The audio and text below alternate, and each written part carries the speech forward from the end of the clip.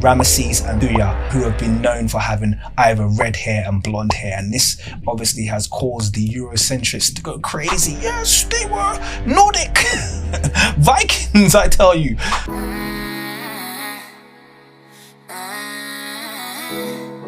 I just finished my Queen T reconstruction. As you can see, I posted that, and the question that came up quite a bit was, what about her hair? You know, someone actually posted, what about her hair? Some people ask the question generally, but some people do it just to troll and to be really annoying. So let's touch the entire subject of mummies and why mummies in ancient Egypt look the way they do.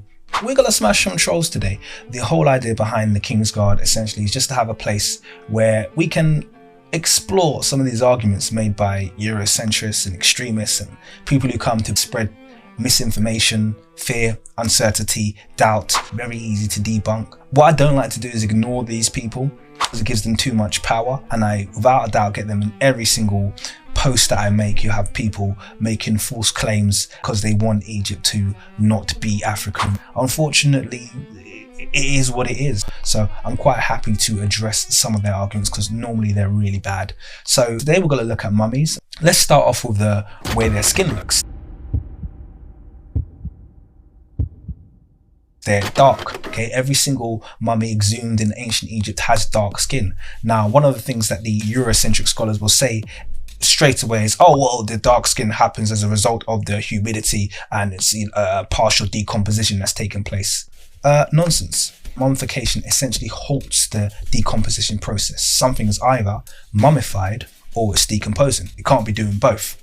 So if this mummy's been exhumed and it has dark skin, then we can assume that that is what the skin looked like. Now that might sound a bit extreme, but if you want a comparison, here's some Asian mummies.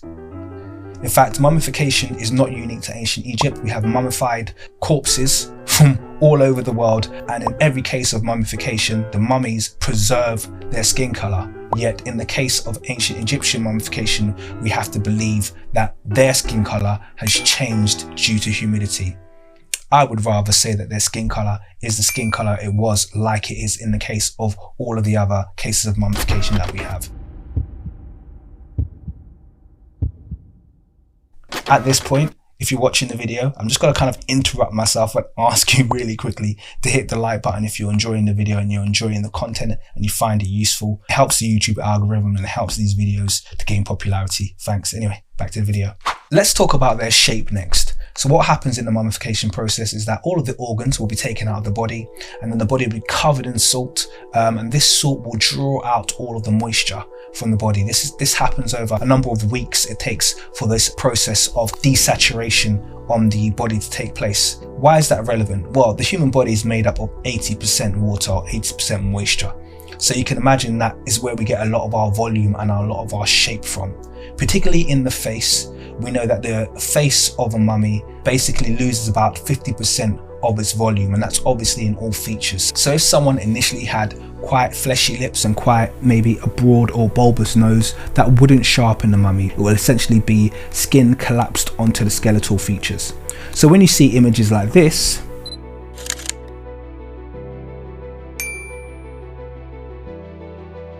which claim that Ramesses had a hook nose, you can pretty much be sure that that person is just trying to be deceiving, because we all know that the actual true shape of Ramesses' nose would not be preserved in his mummy. Every mummy has a collapsed nose because the hooking of the nose is just simply the nose collapsing onto the bridge. Broadly speaking, the features should be in the same place, and this is why I'm happy to use the mummies when it comes to overlaying them in my reconstructions, but hoping that the mummy represents the actual face of what the person looked like when they were alive is absolutely ridiculous. And this is a desperate hope that Eurocentrists and some of these trolls will make in hope to align these ancient Egyptians away from the way they portrayed themselves and more in line with what they see as European features. The irony being, even these so-called European features are represented in Africa.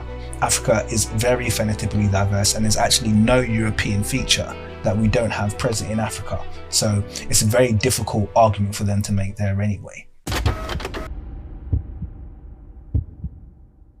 Let's go on to the texture of the hair, because if we look at the hair texture Some mummies have been exhumed with very afro hair, but some have been exhumed with very straight hair. And I would say even straight beyond the realms of what I would say is natural, even though we have lots of different hair textures. Now this is all to do with that process of mummification. A layer of resin is applied, and then the hair is wrapped, and then another layer of resin is applied, and then the head is wrapped again. So you kind of have these 2 layers of resin and these 2 layers of wrapping. Now why is that relevant? Well, I'm wearing a do-rag.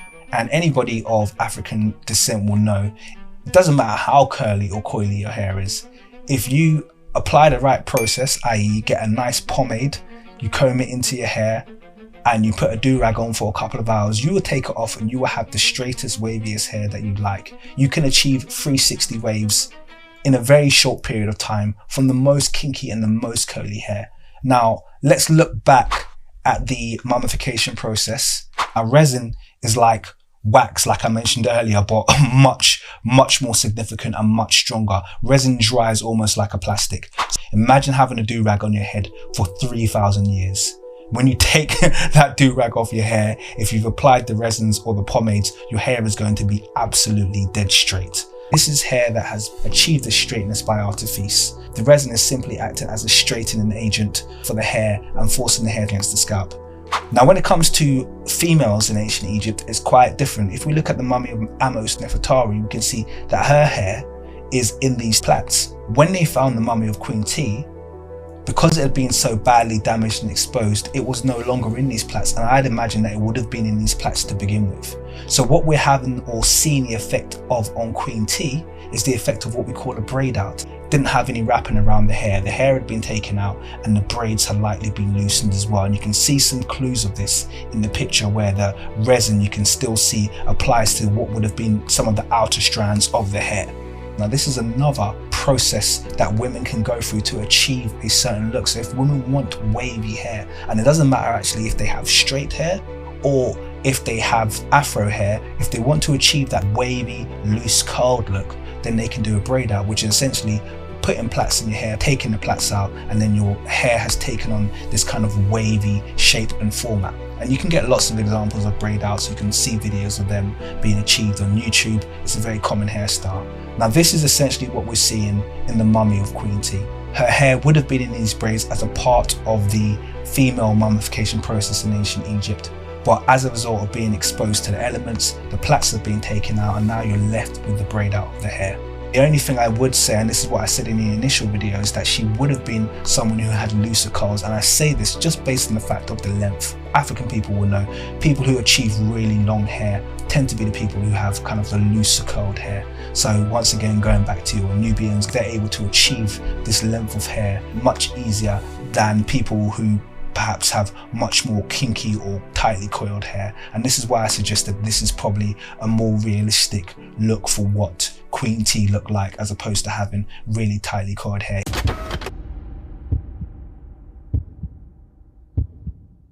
Someone did actually put me onto this, so I looked into it further, and it's really interesting to look into. But anyway, initially, let's talk about hair color. So a lot of people think Africans have black hair, and that's not actually true. It's very rare to find black hair in Africa. We have very, very dark brown hair to medium brown hair, most Africans. I'm not speaking for all, by the way. Some Africans have blonde hair.